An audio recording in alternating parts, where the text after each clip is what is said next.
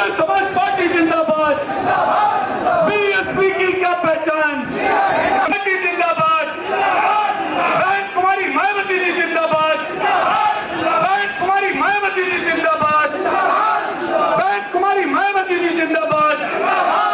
बहन जी आप संघर्ष करो, बहन जी आप संघर्ष करो। बीएसपी की क्या पहचान, बीएसपी की क्या पहचान, बहुजन समाज पार्टी जिंदाबाद, बहुजन समाज पार्टी जिंदाबाद, बहुजन समाज पार्टी जिंदाबाद, बहुजन समाज पार्टी जिंदाबाद, बहुजन समाज पार्टी जिंदाबाद। बहन कुमारी मायावती जी जिंदाबाद,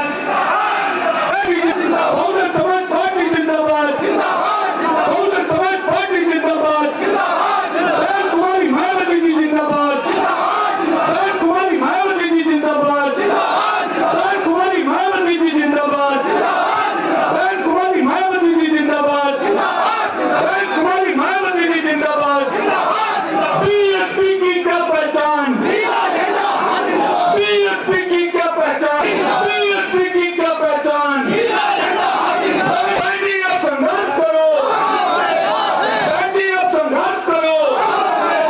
बहन कुमारी मायावती जी जिंदाबाद, बहन कुमारी मायावती जी जिंदाबाद, बहन कुमारी मायावती जी जिंदाबाद, बहुजन समाज पार्टी जिंदाबाद, बहुजन समाज पार्टी जिंदाबाद। बहन जी आप संघर्ष करो, बहन जी आप संघर्ष करो। बहुजन समाज पार्टी जिंदाबाद, जी आप संघर्ष करो। बहुजन समाज पार्टी जिंदाबाद। बीएसपी की क्या पहचान, बीएसपी की क्या पहचान, बीएसपी की क्या पहचान। बहुजन समाज पार्टी जिंदाबाद, बहुजन समाज पार्टी जिंदाबाद। बहन कुमारी मायावती जी जिंदाबाद, बहन कुमारी मायावती जी जिंदाबाद, बहन कुमारी मायावती जी जिंदाबाद। बहुजन समाज पार्टी जिंदाबाद, बहुजन समाज पार्टी जिंदाबाद, बहुजन समाज पार्टी जिंदाबाद। बहन कुमारी मायावती जी जिंदाबाद, बहन कुमारी मायावती जी जिंदाबाद। बहन जी आप संघर्ष करो, बहन जी आप संघर्ष करो, बहन जी आप संघर्ष करो। बहुजन समाज पार्टी जिंदाबाद, बहन कुमारी मायावती जी जिंदाबाद, बहुजन समाज पार्टी जिंदाबाद। बीएसपी की क्या पहचान, बीएसपी की क्या पहचान। बहन जी आप संघर्ष करो, बहन जी आप संघर्ष करो, बहन जी आप संघर्ष करो। बहुजन समाज पार्टी जिंदाबाद, बहुजन समाज पार्टी जिंदाबाद, बहुजन समाज पार्टी जिंदाबाद। बहन कुमारी मायावती जी, बहन जी आप संघर्ष करो, बहन जी आप संघर्ष करो। बहुजन समाज पार्टी जिंदाबाद, बहुजन समाज पार्टी जिंदाबाद, बहन कुमारी मायावती जी जिंदाबाद, बहन कुमारी मायावती जी जिंदाबाद, बहन कुमारी मायावती जी जिंदाबाद। बीएसपी की क्या पहचान, बीएसपी की क्या पहचान, बीएसपी की क्या पहचान, बीएसपी की क्या पहचान।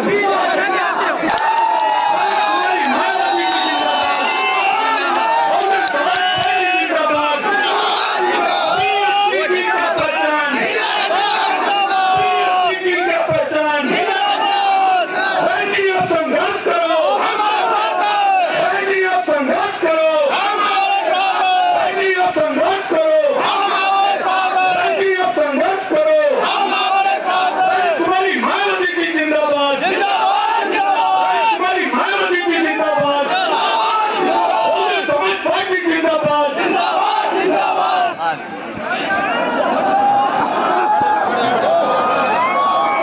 माननीय साथियों, माननीय बहन जी आपके बीच में आ चुकी हैं। मैं आप लोगों से निवेदन करूंगा कि एक बार जोरदार तालियों से माननीय बहन जी का आप लोग स्वागत करें। इसके साथ ही साथ मैं यहाँ पर बहुजन समाज पार्टी के पीलीभीत के प्रत्याशी अनीस अहमद और फूल बाबू उनकी टीम से निवेदन करूंगा और कि वो सप्रेम में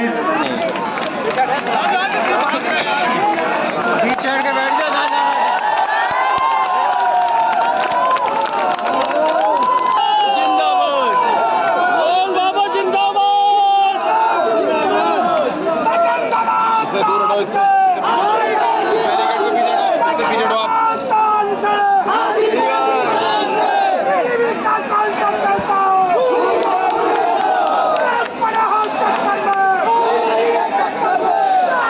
हमारी साथियों, मैं आपके बीच में आदरणीय जी बहन कुमारी राष्ट्र की जिंदाबाद। पूरी तैयारी व दमदारी के साथ ये चुनाव है। इसके साथ ही हमने टिकट बंटवारे के मामले में सब समाज के लोगों को उचित भागीदारी दी है, जिनको जिताने के लिए पार्टी के लोग पूरे जी जान से लगे हैं। हालांकि आज आपकी यहाँ इकट्ठा हुई अपार भीड़, पीछे तक भीड़ मुझे काफी नजर आ रही है, तो आज यहाँ आपकी इकट्ठा हुई अपार भीड़ है। वह भीड़ के जबरदस्त जोश को भी देखकर मुझे भी ये काफी हद तक भरोसा होता है कि पिछली बार की तरह इस बार भी आप लोग अपने प्रदेश से या लोकसभा चुनाव में अपनी पार्टी का बेहतर रिजल्ट जरूर लाएंगे। इसके लिए हमने आप लोगों का ध्यान दिलाना चाहती हूँ। और इस संबंध में विशेषकर मैं कांग्रेस, बीजेपी व इनके अन्य सभी सहयोगी दलों के बारे में ये कहना चाहूँगी कि आजादी के बाद शुरू में केंद्र व देश के काफी राज्यों में भी ज्यादातर सत्ता जहाँ कांग्रेस पार्टी के ही हाथों में केंद्रित रही है, किंतु इनकी अधिकांश गलत नीतियों और गलत कार्य प्रणाली आदि की वजह से ही फिर इस पार्टी को राज्यों की भी सत्ता से बाहर होना पड़ा है। तथा यही स्थिति इनकी सहयोगी पार्टियों के लिए बनी रही है, जिसके कारण फिर पिछले कई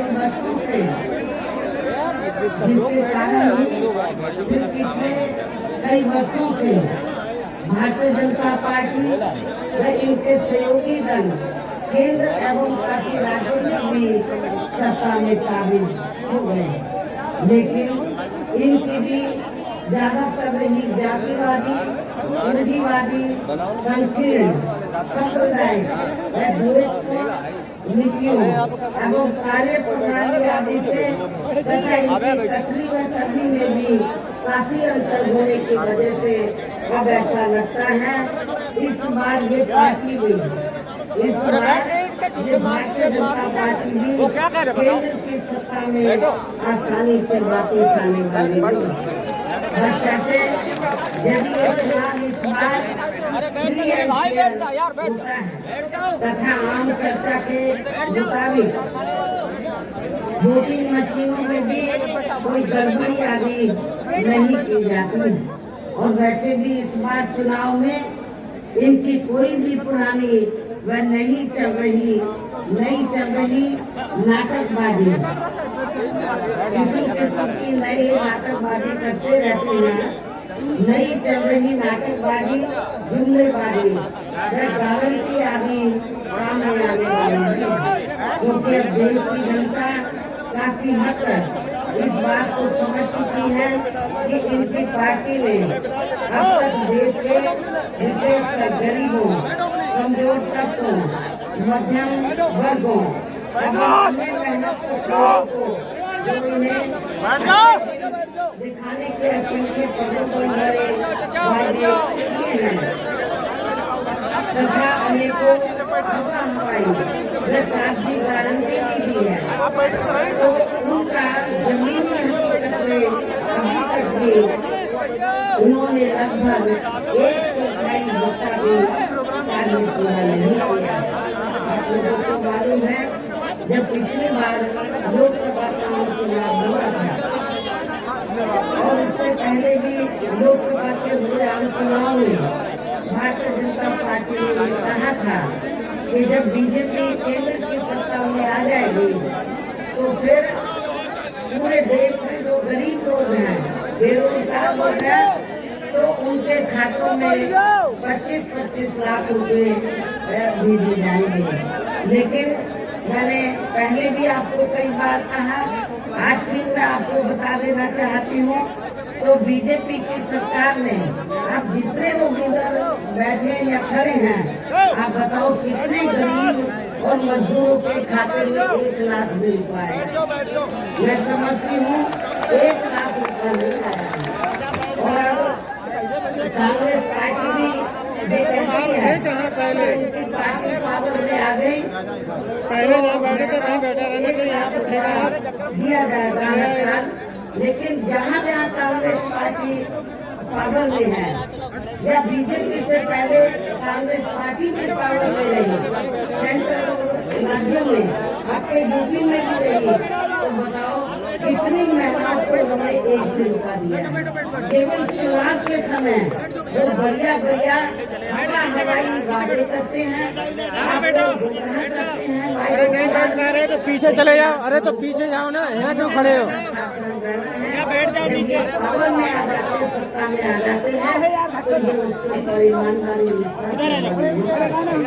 बीजेपी ने भी सत्ता में आने के बाद जो भी चुनाव के दौरान उन्होंने वायदे किए थे, तो उसका उन्होंने लगभग 1/4 हिस्सा भी कार्य पूरा नहीं किया, बल्कि इनके स्थान पर इनका ज्यादातर समय व ताकत भी यहाँ इनके अपने चहेते रहे बड़े बड़े पूंजीपतियों अपने धरना सेठों को ही ज्यादा से ज्यादा मालामाल या धनवान आदि बनाने में तथा उन्हें हर स्तर पर छूट देने व बचाने आदि में ही लगी रही है, जिनके अधिकांश आर्थिक सहयोग से ही ये पार्टी व अन्य पार्टियां भी अपना संगठन चलाती हैं तथा चुनाव आदि भी लड़ती हैं, जिसका काफी कुछ खुलासा बॉन्ड की आई रिपोर्ट से भी हो जाता है। इसके साथ ही अब ऐसा लगता है कि कांग्रेस पार्टी की तरह ही बीजेपी ने भी केंद्र की तमाम सरकारी जांच एजेंसियों का ज्यादातर राजनीतिकरण कर दिया है। इसके अलावा देश के किसान वर्ग भी वर्तमान बीजेपी की सरकार ने शुरू से ही अपनी विभिन्न समस्याओं को लेकर काफी ज्यादा दुखी व परेशान रहे हैं और अभी भी है, जबकि यूपी में 4 बार हमारी पार्टी की रही सरकार ने इनके हितों का भी हर स्तर पर विशेष ध्यान रखा है। आप लोगों को ये मालूम है कि जब मेरे नेतृत्व में यूपी में जब भी सरकार बनी तो हमारी पार्टी की सरकार ने तो किसानों के हर मामले में किसानों के हितों का पूरा ध्यान रखा है। आप देखिए शाहजहांपुर आदि क्षेत्र में तो किसान भाई काफी खेती करते हैं, इन्हें खेती के लिए पूरी सुविधा नहीं मिलती थी, लेकिन मेरी हुकूमत में इनको सुविधा मिली और गन्ना किसानों को भी इनको मेरी सरकार में पहली बार उचित दाम दिया गया, जो आज तक पूर्व में रही या वर्तमान में चल रही बीजेपी की सरकार ने भी उनको गन्ने के दाम उचित नहीं दिए हैं, बढ़ा के नहीं दिए हैं। इतना ही नहीं बल्कि केंद्र में पूर्व की रही कांग्रेसी सरकार की तरह ही वर्तमान भाजपा सरकार ने भी इनकी जातिवादी हीन संप्रदाय एवं पूंजीवादी सोच व नीतियों के चलते ही पूरे देश में सब समाज में से खासकर गरीबों दलितों, आदिवासियों, पिछड़े वर्गों, मुस्लिम एवं अन्य धार्मिक अल्पसंख्यक समाज के लोगों का भी पूर्ण रूप से विकास में उत्थान आदि नहीं हो सका है। और इस संदर्भ में वैसे आप लोगों को ये मालूम है कि पूरे देश में यहाँ दलितों, आदिवासियों एवं अन्य पिछड़े वर्गों का सरकारी नौकरियों में वर्षों से अधूरा पड़ा आरक्षण का कोटा भी अभी तक पूरा नहीं भरा गया है। विशेषकर SC व ST वर्गों के सरकारी कर्मचारियों का पदोन्नति में आरक्षण भी अब काफी हद तक प्रभावहीन भी बना दिया गया है। साथ ही केंद्र व राज्यों में भी विरोधी पार्टियों की रही सरकारों में इन सभी वर्गों को प्राइवेट सेक्टर में आरक्षण दिए जाने की व्यवस्था किए बिना ही इनकी सरकारों के ज्यादातर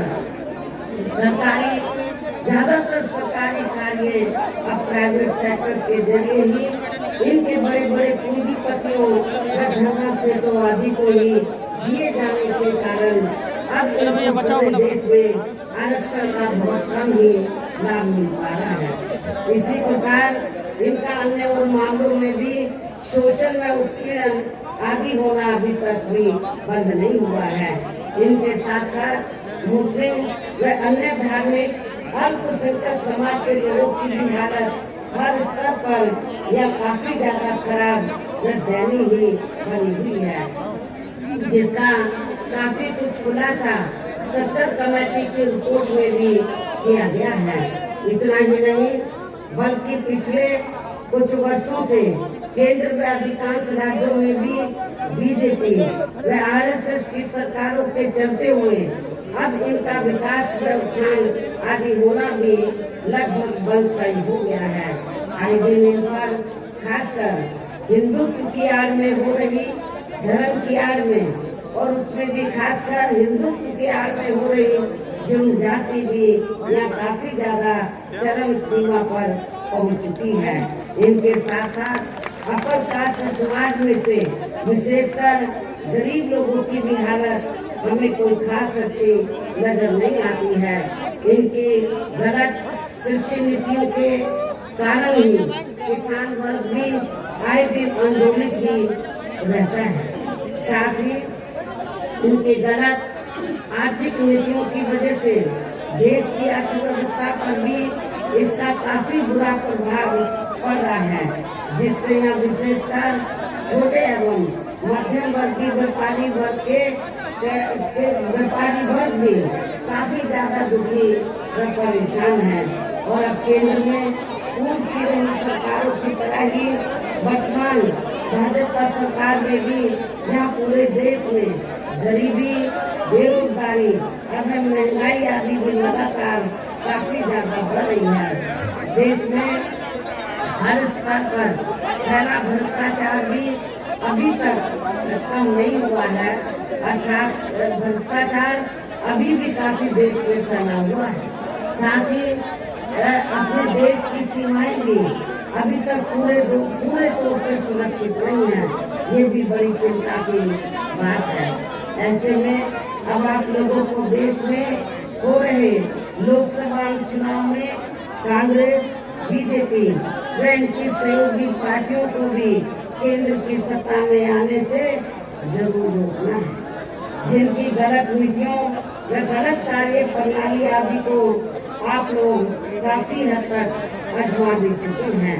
ऐसी स्थिति में अब ये विरोधी पार्टियां किस्म किस्म के साम दाम दंड भेद आदि अनेकों हथकंडे इस्तेमाल करके केंद्र की सत्ता में आने की भी पूरी कोशिश में लगी है, जिनसे अपनी पार्टी के लोगों को हर स्तर पर काफी ज्यादा सावधान रहना है। और इस मामले में विरोधी पार्टियां अपने अपने पक्ष में हवा बनाने के लिए खासकर मीडिया, ओपिनियन पोल व सर्वे आदि का जो बड़े पैमाने पर इस्तेमाल कर रही हैं, तो उनसे भी अपनी पार्टी के लोगों को बिल्कुल भी गुमराह नहीं होना है।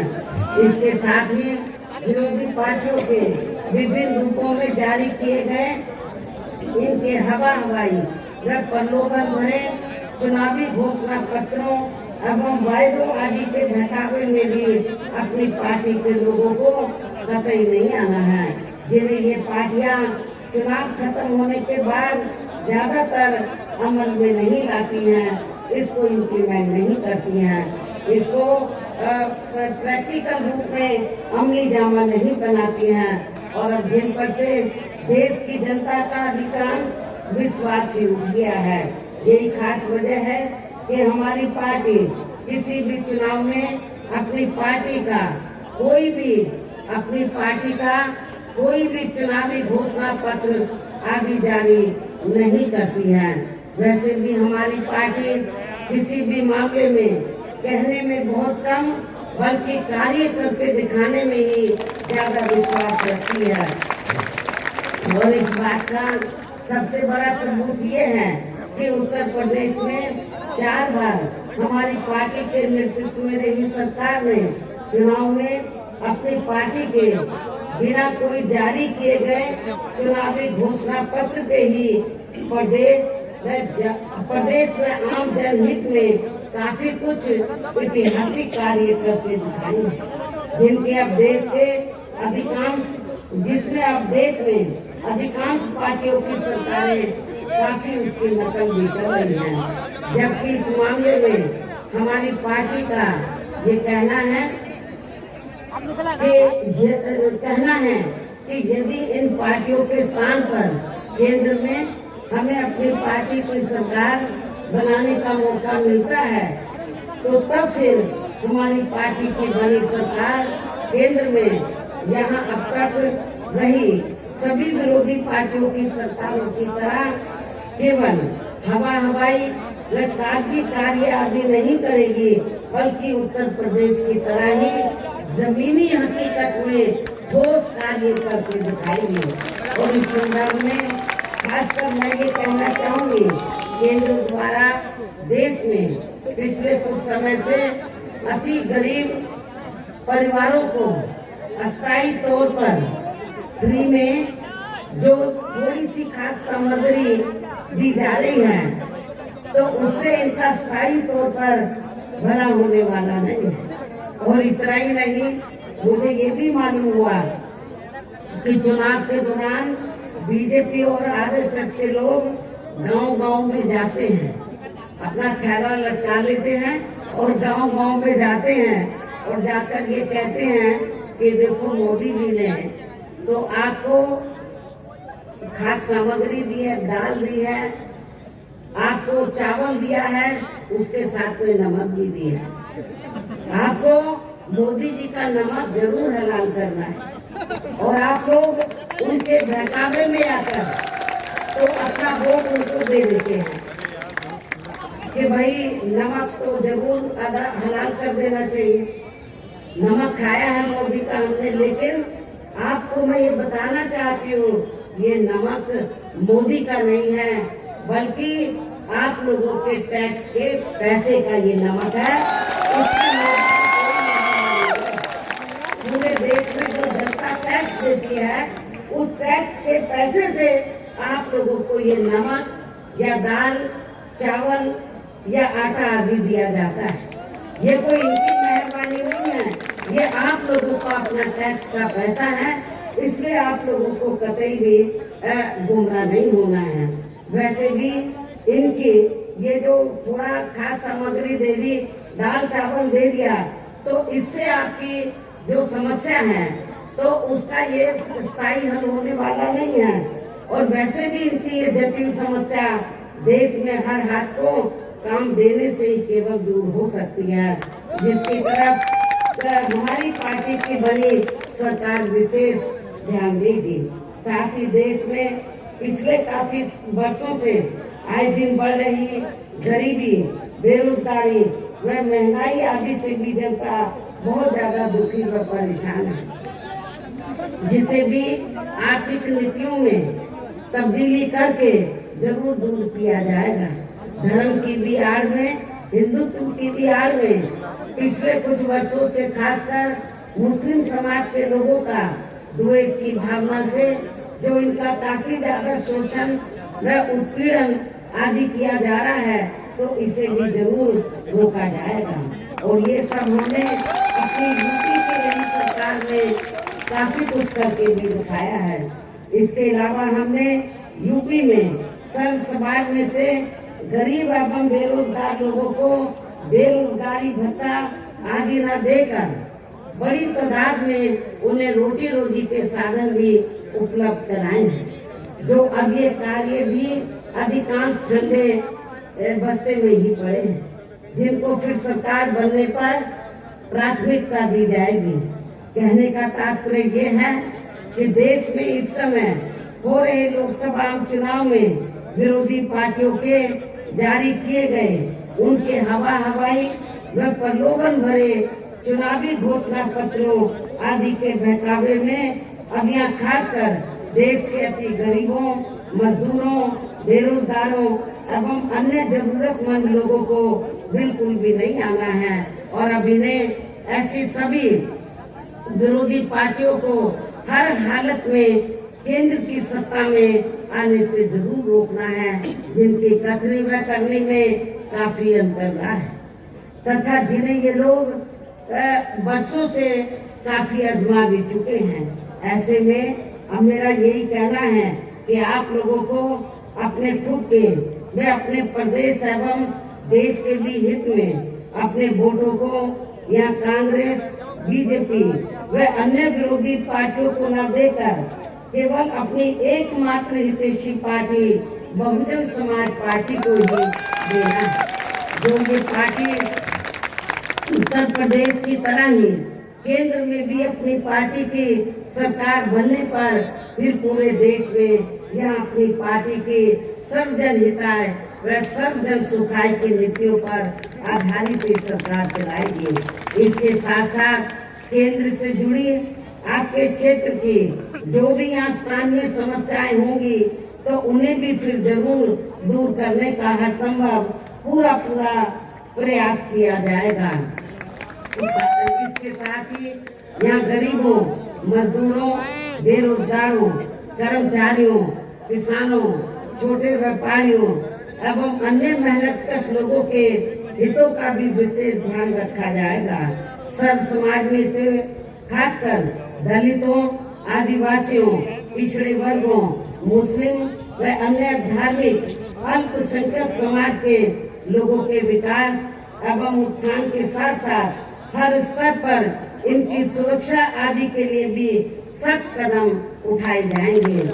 और तभी ही फिर यहाँ वास्तव में अपने देश के महान संतों, गुरुओं व महापुरुषों में भी विशेषकर महात्मा ज्योतिराव फुले, श्री छत्रपति शाहू जी महाराज, श्री नारायण गुरु, बाबा साहब डॉक्टर भीमराव अम्बेडकर एवं मान्यवर श्री कांशीराम जी आदि का अधूरा सपना जरूर साकार हो सकता है, जिनको यूपी में हमारी पार्टी की रही सरकार द्वारा हर स्तर पर पूरा आदर सम्मान दिया गया है।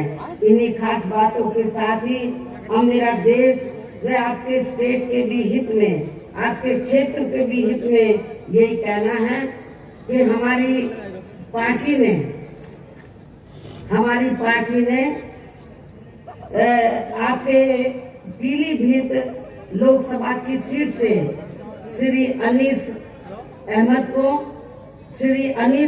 खान उर्फ फूल बाबू को, तो मैं ज्यादातर फूल बाबू ही बोलती रहती हूँ। पीलीभीत लोकसभा की सीट से श्री अनीस अहमद खान उर्फ फूल बाबू को, जो सुरक्षित लोकसभा की सीट है, यहाँ से डॉक्टर दोदराम वर्मा को, और इसके साथ ही आपके शाजापुर में एक गजरोल जो विधानसभा की सीट है, वहाँ पे बाई इलेक्शन हो रहा है। उस सीट पर हमने सर्वेश चंद्र मिश्रा को उर्फ धामू के नाम से वो फेमस है, तो इनको जो यहाँ आपके सामने मंच पर भी मौजूद हैं। मेरी आप लोगों से पुरजोर अपील है कि बहुजन समाज पार्टी के जो प्रत्याशी आपके सामने खड़े हैं, तो आप लोगों को इनको जरूर कामयाब बनाना है, जिसके लिए यह पार्टी के सभी स्तर के छोटे बड़े पदाधिकारी व कार्यकर्ता आदि पूरे जी जान से लगे हैं। और अब आप लोगों को वोट पड़ने वाले दिन यहाँ बीएसपी के अपने इन सभी लोकसभा उम्मीदवारों को अपनी पार्टी के हाथी चुनाव चिन्ह के सामने वाले बटन को दबाकर इनको रिकॉर्ड जरूर कामयाब बनाना है। और वोट वाले दिन आप सभी लोग सुबह उठते ही अपने घर में कोई भी काम बाद में करना है, सबसे पहले अपने अपने पोलिंग बूथों पर अपना वोट डालने के लिए जरूर जाना है। और इस मामले में हमारी महिलाएं भी पीछे नहीं रहेंगी, जो मुझे सुनने के लिए यहाँ बड़ी तादाद में आई है। तो मेरी आप लोगों से उन्हें यही अपील है कि बहुजन समाज पार्टी ने तो आपके इन उम्मीदवारों को जो चुनाव के मैदान में उतारा है, तो इनको आप लोगों को अपनी पार्टी के हाथी चुनाव चिन्ह के सामने वाले बटन को दबाकर इनको जरूर कामयाब बनाना है। इस पुरजोर अपील के साथ ही हमने अपनी बात यही समाप्त करती हूँ। जय भीम, जय भारत।